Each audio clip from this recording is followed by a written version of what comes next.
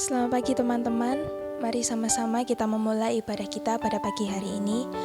Teman-teman silakan bangkit berdiri. Pertolongan kita dalam ibadah pagi ini adalah dalam nama Tuhan yang menjadikan langit dan bumi. Kasih karunia dan damai sejahtera dari Allah Bapa kita dan dari Tuhan Yesus Kristus menyertai kita sekalian. Amin. Teman-teman silakan duduk kembali, dan untuk mengawali ibadah kita pada pagi hari ini, mari sama-sama kita pujikan Ku Bersyukur Bapa.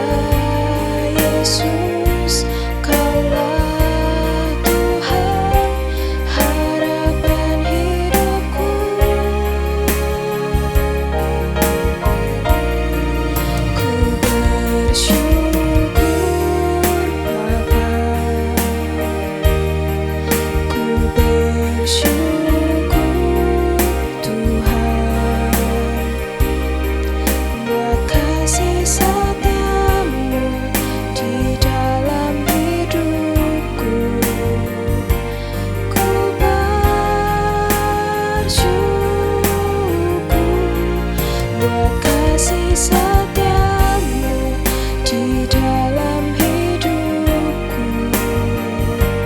Ku bersyukur Tuhan.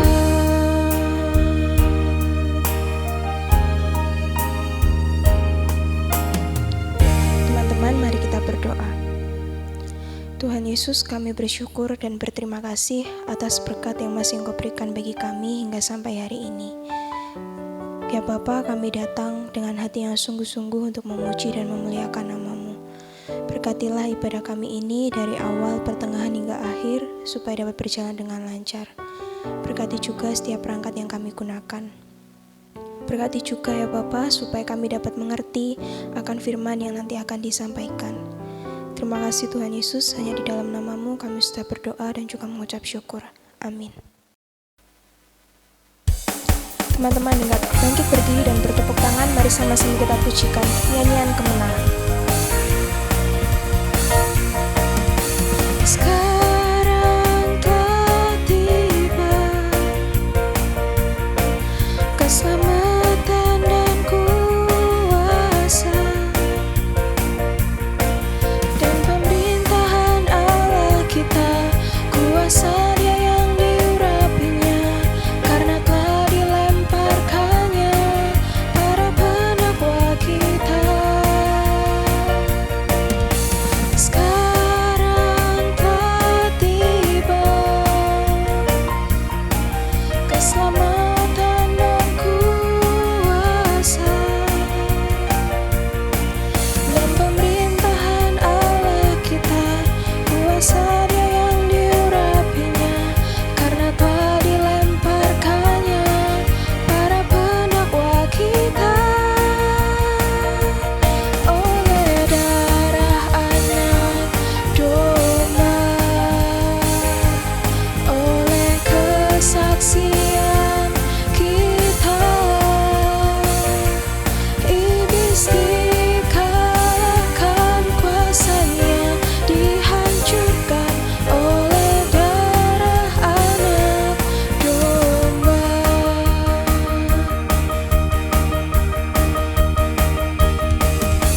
sekarang telah tiba keselamatan dan kuasa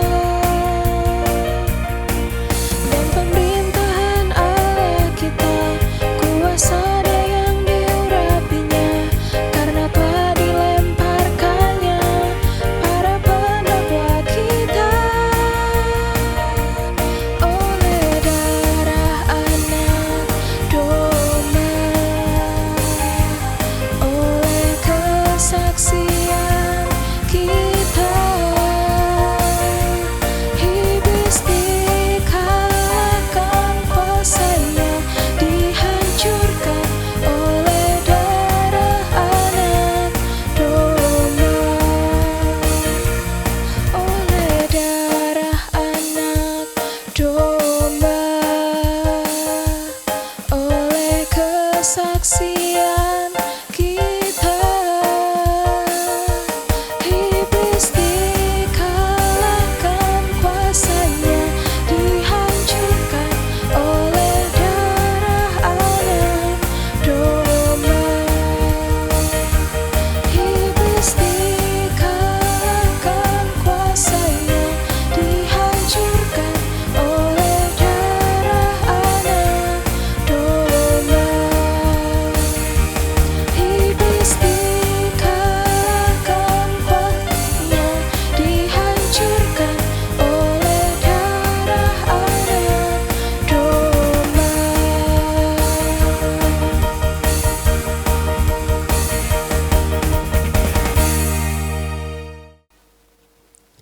Dengan tetap bangkit berdiri dan bertepuk tangan, mari sama-sama kita pujikan bersorak-sorai.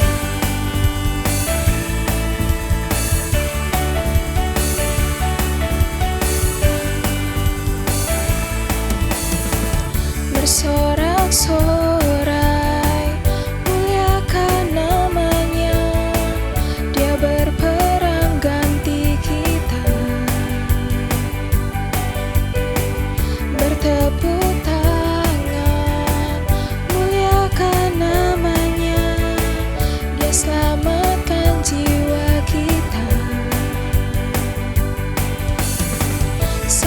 Satu-satunya penebus, kalahkan maut, bangkit dan hidup. Tuhan yang memberi kemenangan bersama kita, di dalam kita. Masuk dalam kemuliaan, Dia perlindungan dan pengharapan.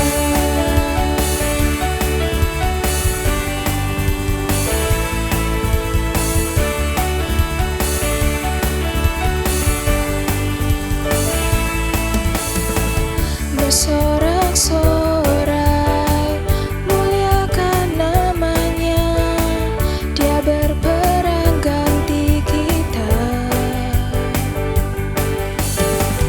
Bertepuk tangan, muliakan namanya. Dia selamatkan jiwa kita. Satu-satunya penebus, kalahkan maut, bangkit dan hidup.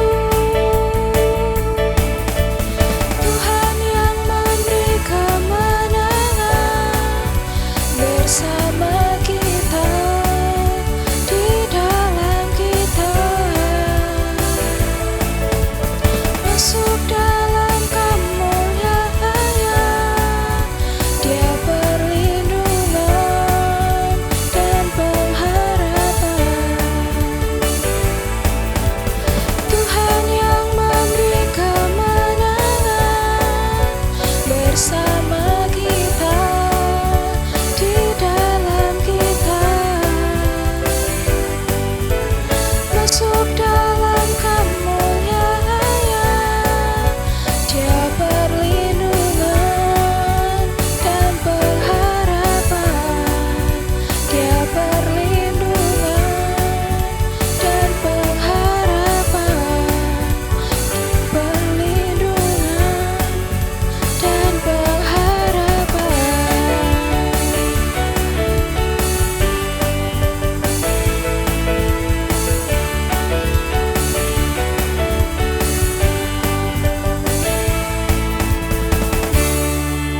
Teman-teman silakan duduk kembali.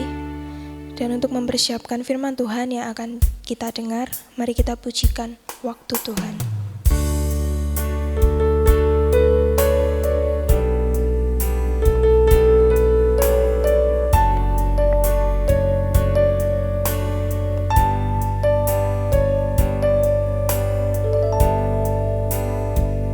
Bila Kau izinkan sesuatu terjadi, ku percaya semua untuk kebaikanku. Bila nanti telah tiba waktumu, ku percaya kuasa-Mu memulihkan hidupku. Waktu Tuhan pasti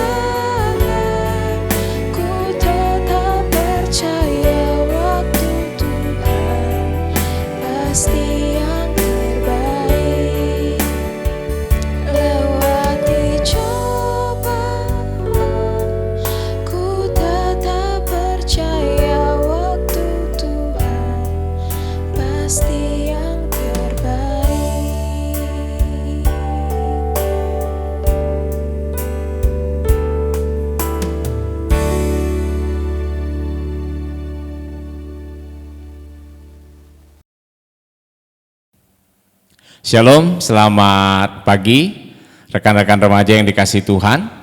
Berbahagia kita karena hari ini kita masih diberi kesempatan untuk bersama-sama bersekutu di dalam ibadah remaja pada hari ini.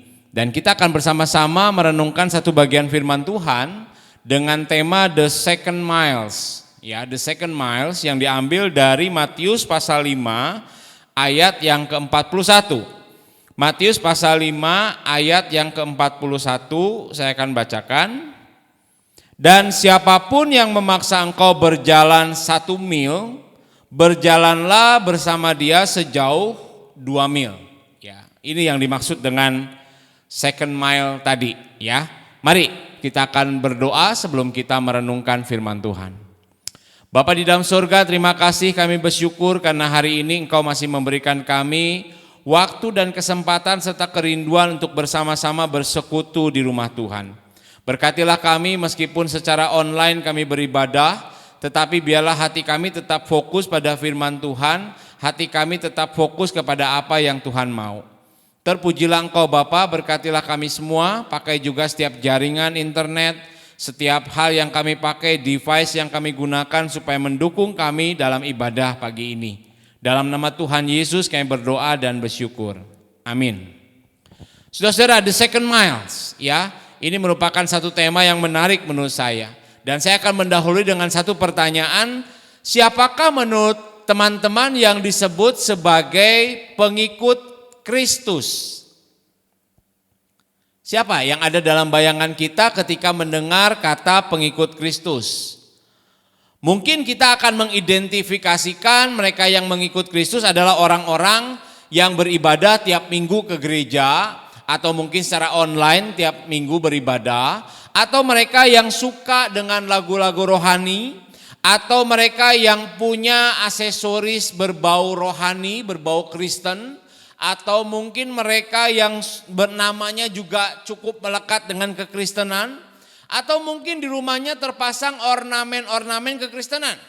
Ada salib, ya, ada kalimat misalnya Tuhan memberkati rumah tangga ini, atau ada foto Tuhan Yesus, atau ada gambar Tuhan Yesus dan lain sebagainya.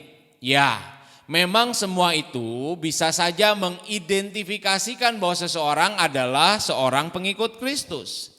Tetapi apakah itu yang menjadi identifikasi mutlak? Tunggu dulu, ya. Kalau kita bicara tentang pengikut Kristus yang sejati, yang benar, bukan hanya soal penampakan-penampakan tadi. Bukan hanya soal dia beribadah tiap minggu saja. Seorang pengikut Kristus yang sejati memiliki ciri khas yang lebih menonjol lagi dibandingkan tentang hal-hal tadi.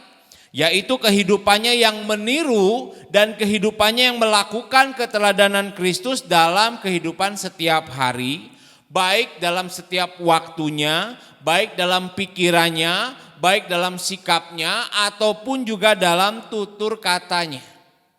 Nah saudara-saudara, karena itu kita bisa melihat bahwa pengikut Kristus yang sungguh-sungguh itu akan sangat berbeda dengan orang-orang Kristen yang hanya sekedar ikut-ikutan saja. Seperti Tuhan Yesus pernah berkata, jikalau satu pohon kamu katakan baik, maka baik pula buahnya. Jikalau satu pohon kamu katakan tidak baik, maka tidak baik juga buahnya. Sebab dari buahnya pohon itu dikenal. Matius 12 ayat yang ke-23. Jadi saudara, seseorang yang mengaku dirinya sebagai pengikut Kristus, namun pikirannya, sikapnya, bicaranya jauh dari keserupaan dengan Kristus, maka sebenarnya menurut saya orang itu mengalami satu masalah dengan pengikutannya kepada Kristus. Sebab jika kita ini sesungguhnya adalah anak-anaknya, pastilah kehidupan kita semakin mirip dengan Yesus dan bukan mirip dengan yang lainnya. Oleh karena itu mari hari ini kita sedikit merefleksi tentang hal ini dalam kehidupan kita pribadi lepas pribadi. Kita ini jadi orang Kristen lebih mirip siapa? Apakah kita ini mirip Kristus? Tutur kata kita, sikap kita, perbuatan kita, etika kita, cara berpikir kita? Ataukah kita hanya menuruti diri sendiri? Atau kita meniru teladan-teladan yang lain di luar Kristus? Nah saudara-saudara, salah satu sorotan sikap yang Tuhan minta untuk kita melakukan dengan berbeda dengan cara dunia adalah ada di dalam ayat 41 tadi. Yang diberikan judul oleh Kak Gracia sebagai The Second Miles. Ya, dikatakan di sana, siapapun yang memaksa engkau berjalan 1 mil, berjalanlah bersama dengan dia sejauh 2 mil. Apa yang Tuhan ajarkan ini sesuatu yang terdengar agak beda ya. Orang nyuruh kita jalan 1 mil, kita berjalan 2 mil. Lebih dari ekspektasinya, lebih dari permintaannya. Ini sangat beda.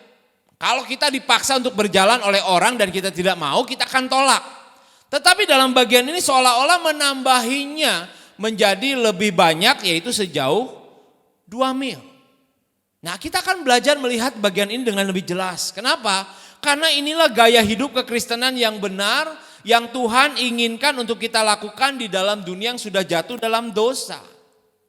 Memang kedengarannya tidak jauh lebih mudah. Kenapa? 1 mil saja dengan keadaan terpaksa itu sesuatu yang memberatkan. Apalagi jika harus ditambah menjadi 2 mil. Tapi saudara, bukankah kita ini punya satu tujuan? Bahwa ketika kita doing something, ketika kita melakukan sesuatu ini bukan hanya untuk kepentingan kita. Bukan hanya untuk kebaikan kita. Tetapi ini dilakukan karena kita sedang bersaksi. Kita sedang memuliakan Tuhan yang mengasihi kita. Saya sedikit singgung di sini tentang apa yang dilakukan oleh Paul Zhang. Ya, saudara tentu nonton ya YouTube-nya. Saudara nonton tentang dia, Paul Zhang. Dia mengaku sebagai nabi ke-26 dan kemudian dia menyampaikan isi hatinya, menyampaikan unek-uneknya dengan cara dia menghujat, dia menghina kepercayaan orang lain. Dan ini yang aneh menurut saya. Dia berharap dengan sikap, omongan dan tutur kata serta buah pikirannya, dia berharap bahwa itu akan menarik perhatian banyak orang, simpati banyak orang terkhusus terhadap kekristenan.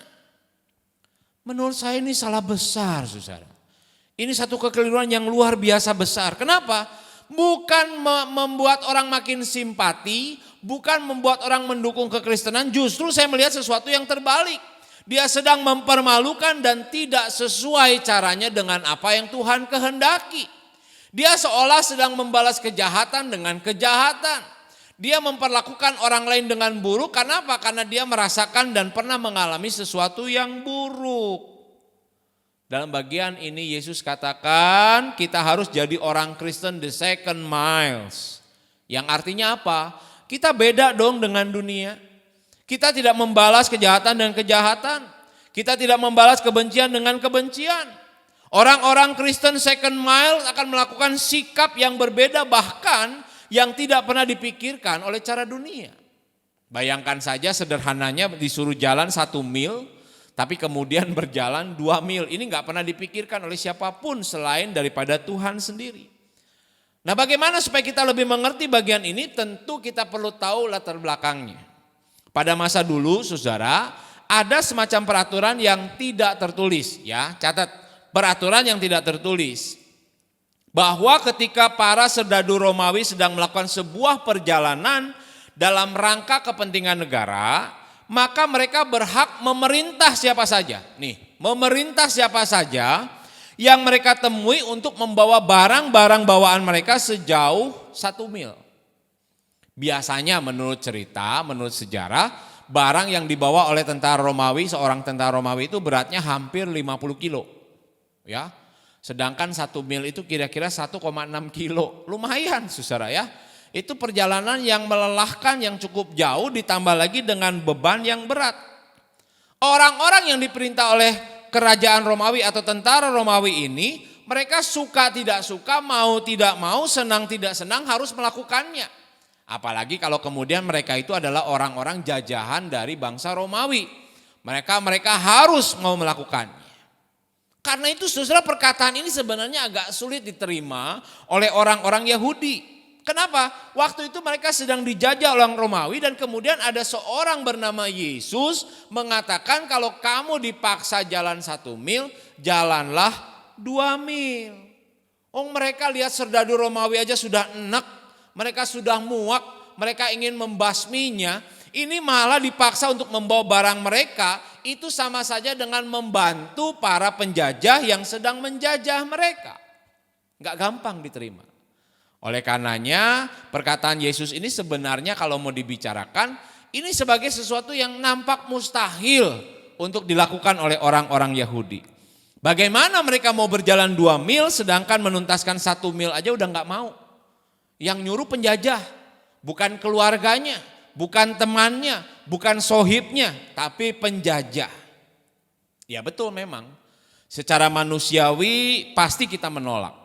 Bahkan kalau perlu kita akan melawan. Tapi bagi pengikut Yesus, pengikut Tuhan yang sejati, perkataan ini tidak memberikan kita pilihan. Kenapa? Karena dengan perkataan ini Yesus ingin kita menunjukkan kualitas kekristenan semacam apa yang kita miliki, yang kita jalani dalam hidup ini. Yaitu kualitas kekristenan yang bukan minimalis tetapi maksimalis, saudara. Ya, bukan minimalis tetapi maksimalis. Apa maksudnya? Kekristenan yang minimalis ini saya menyebutkannya ada orang Kristen yang melakukan kehidupan kekristenan ala kadarnya. Semaunya, sesuka hatinya dalam keadaan terpaksa. Ya, seperti orang Yahudi dipaksa jalan 1 mil oleh serdadu Romawi. Sedangkan orang Kristen maksimalis adalah orang Kristen yang menjalani kehidupan kekristenannya seturut kehendak Tuhan. Kalaupun kemudian mereka punya rasa kehilangan kenyamanan, keamanan, tapi karena mereka tahu itu demi kemuliaan Tuhan, maka mereka mau menjalaninya dan tetap menjalaninya. Inilah orang Kristen di second mile, saudara. Nah, sekarang menurut kalian kehidupan Kristen mana yang Tuhan kehendaki untuk kita miliki? Yang minimaliskah atau yang maksimalis? Yang first mile kah? Atau yang second mile? Mana yang Tuhan kehendaki dan maui dalam kehidupan kita sebagai orang Kristen? Pastinya menurut saya Tuhan ingin kehidupan kekristenan kita adalah kehidupan kekristenan yang maksimalis. The second mile yang menurut kehendak dan kemauan Tuhan atas hidup kita sehingga dalam kondisi apapun, situasi apapun kita tetap mempermuliakan Tuhan selalu. Pertanyaannya, dalam kehidupan praktis bagaimana kita melihat perbedaan antara dua kekristenan ini, yang minimalis dan maksimalis? Saya kasih contoh, saudara. Ya, ini contoh yang Tuhan Yesus ajarkan sendiri. Mengasihi orang lain atau sesama itu termasuk perbuatan yang baik, ya. Itu dan kemudian kita mengasihi orang yang mengasihi kita juga itu baik. Ya, itu Kristen yang first mile sebenarnya. Tapi Yesus berikan contoh second mile yang lain. Yaitu apa? Ketika kita bisa mengasihi musuh dan mengasihi orang yang membenci kita. Itu orang Kristen the second mile. Itu orang Kristen yang maksimalis. Memberkati orang-orang yang memberkati kita itu Kristen minimalis, first mile. Tetapi memberkati orang yang mengutuk kita itu adalah Kristen maksimalis, the second mile. Berbuat baik kepada orang yang berbuat baik kepada kita, itu Kristen minimalis, first mile. Tetapi berbuat baik kepada orang yang membenci kita, itu maksimalis, itu Kristen second mile. Berdoa untuk mereka yang mendoakan untuk kita, itu Kristen minimalis, first mile, saudara. Tetapi ketika kita mau berdoa bagi mereka yang menjahati kita, membenci kita, memusuhi kita, itu adalah Kristen maksimalis atau Kristen second mile. Mungkinkah, pertanyaannya, kita menjadi orang Kristen yang maksimalis sedemikian rupa? Mungkinkah kita menjadi Kristen second mile? Rasanya kok berat. Rasanya kok tak mudah. Rasanya kok angel men, ya. Kenapa? Karena itu bertentangan dengan natur dan kebiasaan kita. Kita terbiasa hidup dengan natur membalas kebaikan dengan kebaikan dan sebaliknya membalas kejahatan dengan kejahatan. Kita terbiasa hidup dalam natur memberkati orang yang memberkati kita, mengutuk orang yang menjahati kita. Iya, ini natur kita. Kenapa? Karena kita adalah orang-orang berdosa dan kita punya hidup lama yang selalu mengekang kita untuk terus berbuat dosa. Bagaimana kalau begitu kita bisa menjalani kehidupan kekristenan maksimalis? Jelas. Pertama-tama dimulai dengan belas kasihan Tuhan. Tuhan sudah berkasih karunia mengangkat kita menjadi anaknya dan di situ kita harus menjadi orang Kristen the second man. Lalu bagaimana mewujudkannya? Nah, kita perlu belajar dari teladan Tuhan Yesus tentang hal ini. Coba merenung sejenak dan berpikir sejenak. Pernahkah kita bertanya, mengapa ketika mendapatkan perlakuan jahat, Tuhan Yesus diam aja? Tuhan Yesus ditangkap, dicambuk, dihina, disalib, tapi Tuhan diam. Sebenarnya bukankah Tuhan mampu membalas mereka? Oh, sangat mampu. Ya. Kalau dia panggil saja satu malaikat, maka malaikat itu bisa membunuh 187.000 orang. Itu kata Alkitab. Ya. Jadi kalau Tuhan cukup waktu itu mau binasakan orang-orang ahli Taurat, orang Farisi, orang-orang yang membenci dia, pasukan Romawi, gampang sekali. Gak usah banyak-banyak malaikat, cukup satu, hilang semua. Lalu apakah Tuhan diam saja dan dia tidak melakukan sesuatu? Sebenarnya Tuhan tidak diam. Tuhan Yesus membalas kok. Loh, apa yang Yesus lakukan membalasnya? Coba lihat di dalam doanya. Ya Bapa, ampunilah mereka, sebab mereka tidak tahu apa yang mereka perbuat. Seperti itulah cara Tuhan membalas kejahatan. Apa itu? Mendoakan orang yang berbuat jahat kepadanya. Mengampuninya, mengasihinya. Ini luar biasa sekali. Sebagai anak-anak Tuhan kita harusnya berlaku seperti itu. Kalau ada yang berbuat jahat kepada kita, kita bukan membalasnya dengan kejahatan lagi, tetapi kebaikan. Jangan sampai kita terpancing oleh keburukan dan kejahatan orang lain, melakukan hal yang kepada kita jelek, lalu kemudian kita pun melakukan hal yang buruk dan jahat kepada dia. Karena cara demikian itu berarti hidup kita seperti dikontrol oleh manusia, dikontrol oleh situasi, kita menjadi orang yang reaktif dan bukan responsif.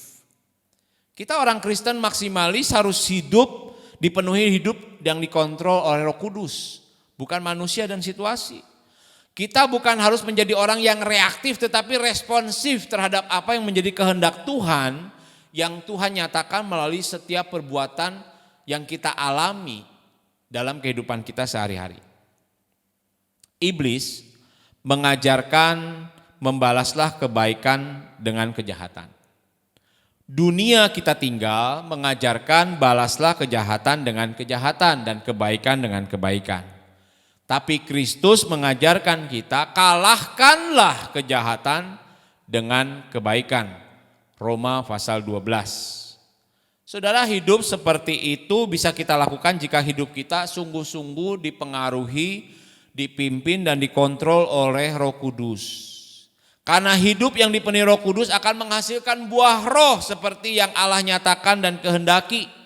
Dan buah itu salah satunya adalah perubahan karakter dalam hidup kita yang semakin menyerupai Tuhan Yesus, yang semakin mirip dengan Tuhan Yesus.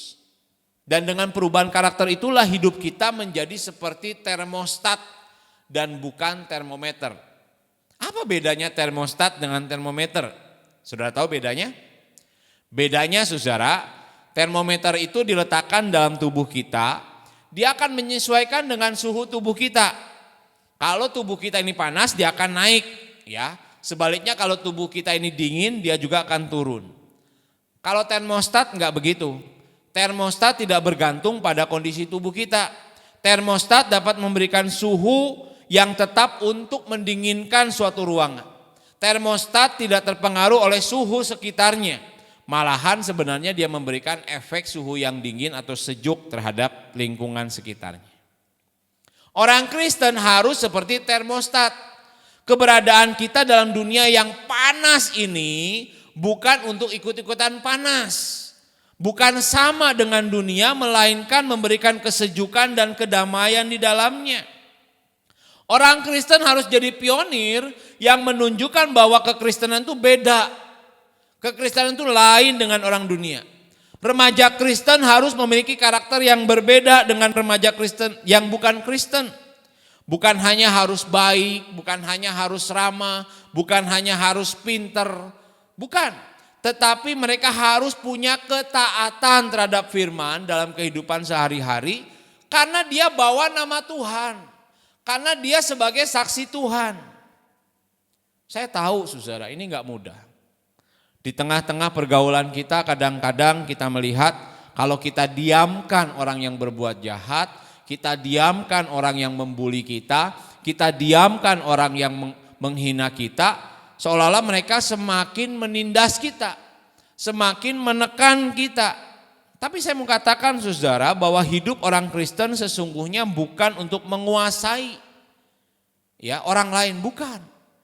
Tetapi kita ini menjadi saluran berkat dan saksi Tuhan. Dan bukan tidak mungkin kalau kemudian kita yang dianiaya, kita yang dihina, kita yang perlakuan tidak adil, Tuhan tidak diam. Tuhan pasti akan doing something in us and with us. Tuhan pasti akan mengerjakan sesuatu juga terhadap orang itu, asalkan respon kita benar. Bahwa kita tidak bertindak sendiri menurut kemauan kita tidak bertindak menurut apa yang diterima oleh kita dari mereka. Tidak, tapi kita tetap taat pada firman Tuhan. Mendoakannya, mengasihinya, dan tetap berbuat baik kepadanya. Lagi pula menurut saya, jikalau Tuhan mengizinkan kita dianiaya atau ditekan meskipun kita benar, kita tahu dalam koridornya itu adalah atas kehendak Tuhan dan Dia akan memberikan kekuatan jalan keluar yang dibutuhkan oleh kita supaya kita dapat menanggungnya. Sudah percayakan hal itu? Saya akan menutup khotbah saya dengan satu cerita. Saudara pasti tahu ikan salmon. Ini ikan yang tidak asing ya dalam dunia kuliner ataupun juga dunia perhewanan, saudara. Ikan ini sangat unik dan saya selalu menggunakan ilustrasi ini untuk menggambarkan bagaimana orang Kristen menantang arus dunia itu ibarat berjuang seperti ikan salmon. Kenapa? Uniknya ikan salmon begini, selain dia berkembang biak di air tawar, dia itu ketika dewasa hidupnya di air laut, di air asin saudara. Tapi ketika dia akan berkembang biak, dia kembali ke sungai, ke hulu sungai dan kemudian dia berkembang biak di sana. Dan mati di sana. Ketika perjalanan menuju hulu sungai itulah dia harus melawan arus yang terjang, yang tinggi, yang tidak mudah. Banyak di antara ikan-ikan salmon yang ketika mereka balik, mereka tidak sampai ke hulu sungai. Mereka mati dimakan beruang kah, mereka mati ditangkap orang kah, mereka mati karena kelelahan dan lain sebagainya. Tapi lihat spiritnya. Sampai sekarang ikan salmon terus berkembang biak dan ada di habitatnya. Kenapa? Karena ada ikan-ikan itu yang secara insting mereka berani melawan arus. Supaya apa? Supaya mereka dapat ke hulu menyelesaikan hidup mereka, berkembang biak dan kemudian mati. Ya. Nah saudara-saudara itu perjuangan hidup kita. Kalau ikan aja begitu gigihnya supaya dia bisa mencapai tujuan, bagaimana dengan kita? Kalau saudara adalah remaja Kristen yang ingin maksimalis, remaja Kristen yang menjadi remaja Kristen second mile, ayo berjuang. Tantangan-tantangan di depan jangan membuat kita menjadi undur, menjadi kalah atau bahkan ikut arus. Ya sudahlah, nggak bisa lawan arus jadi ikut arus, akhirnya terbawa arus. Dan hidup gak karu-karuan. Enggak. Kita harus berani melawan arus. Karena kita tahu Tuhan menyertai kita, Tuhan menolong kita. Dan ada tujuan yang paling penting. Ketika kita berani melawan arus, Tuhan sedang dipermuliakan dalam hidup kita. Kita sedang menjadi saksi Kristus yang baik, yang benar di tengah-tengah dunia yang tidak benar. Saya melihat saudara sebagai pengikut Yesus, hidup kita harus melompati semua batasan standar dan hidupnya bukan di first mile. Tetapi kita hidup di second mile. Ini bukan pilihan. Ini bukan alternatif, tersedia alternatif yang lain, tidak. Tetapi ini panggilan mutlak. Dan tentunya di dalamnya ada kasih Tuhan yang akan senantiasa menolong kita untuk bisa melakukannya dengan aktif. Hidup menjadi Kristen second mile. Apakah saudara mau menjadi orang-orang Kristen second mile? Menjadi orang-orang Kristen maksimalis. Yang hidup kita dimanapun tetap menjadi berkat dan saluran berkat bagi kemuliaan Tuhan. Kiranya Tuhan memberkati. Mari kita berdoa. Bapa di sorga, terima kasih. Kami tahu membaca firman-Mu ini tidak mudah. Apalagi melakukannya Tuhan, kami membayangkan ada banyak hal sulit yang akan kami hadapi.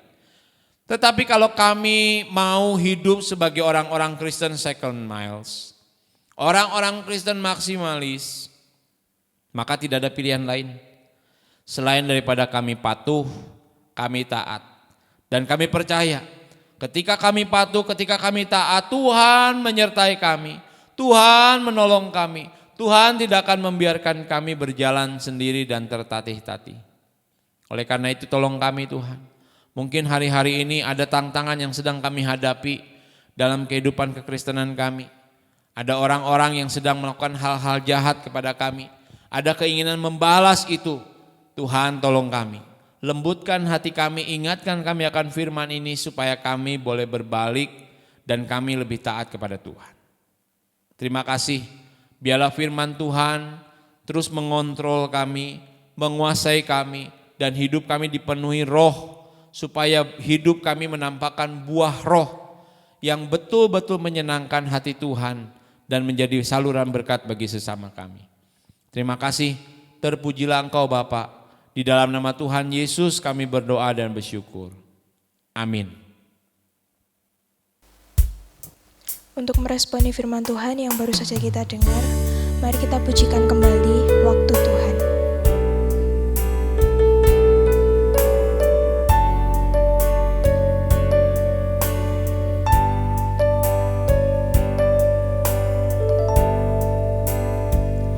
Bila kau izinkan sesuatu terjadi, ku percaya semua kebaikanku. Bila nanti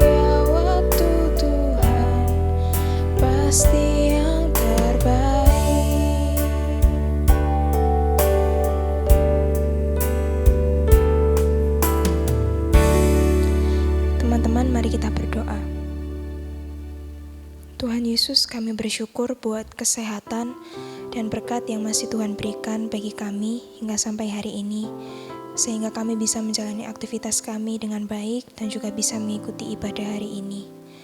Tuhan, kami juga teringat untuk dua teman remaja kami yang berulang tahun, yakni Jenis dan Sania. Biarlah Tuhan yang memberikan mereka selalu kekuatan, kesehatan, Tuhan yang juga berikan kepintaran, kecerdasan, dan bimbing di dalam pendidikannya. Dan biarlah mereka juga selalu bertumbuh di dalam Tuhan.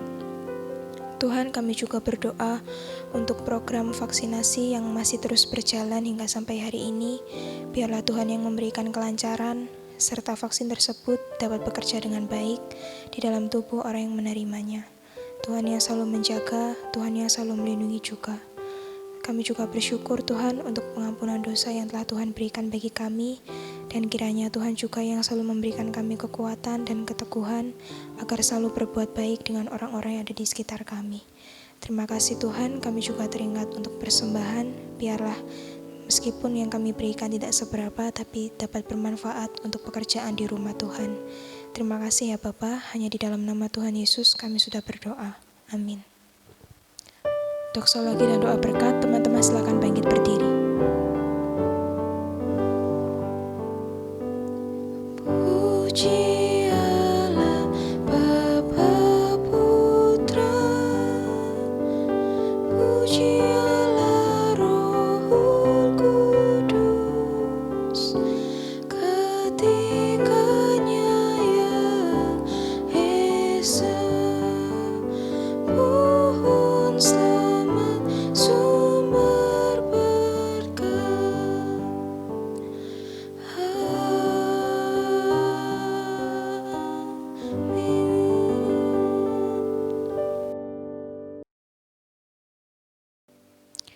Teman-teman yang dikasihi oleh Tuhan, kembalilah ke dalam kehidupanmu tiap hari dengan terus taat melakukan firman Tuhan. Terimalah berkat Tuhan. Tuhan memberkati engkau dan melindungi engkau. Tuhan menyinari engkau dengan wajahnya dan memberi engkau kasih karunia. Tuhan menghadapkan wajahnya kepadamu dan memberi engkau damai sejahtera dari hari ini sampai Maranatha. Amin. Bapak, terima kasih.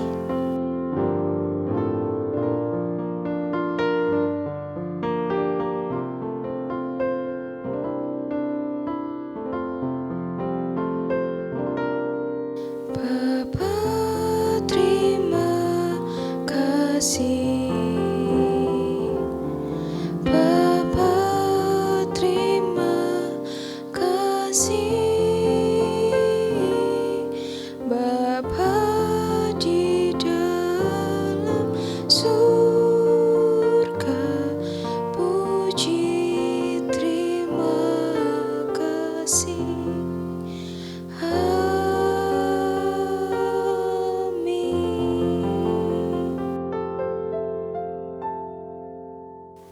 Ibadah selesai, teman-teman silakan duduk kembali untuk bersaat teduh. Selamat hari Minggu dan kiranya Tuhan Yesus memberkati.